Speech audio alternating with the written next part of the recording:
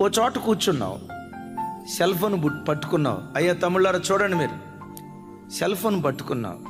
ఎందుకు ఈ cell phone పట్టుకున్నాను? దీంతో పని ఏంటి? ఫేస్బుక్ ఓపెన్ చేశా, దీంతో నాకు ఉపయోగం ఏంటి? వాట్సాప్ స్టేటస్లో ఏవేవో వీటితో నాకు ఉపయోగం ఏంటి? నో, ఇది నా సమయాన్ని తినేసేవి, నా సమయాన్ని వృధా చేసేవి.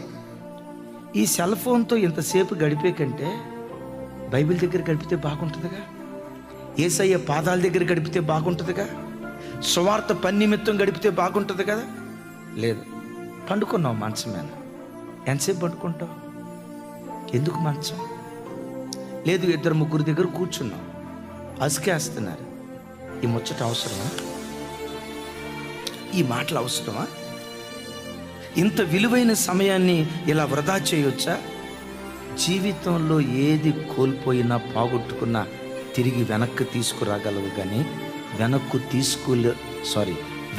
తీసుకురాలేనివి రెండు.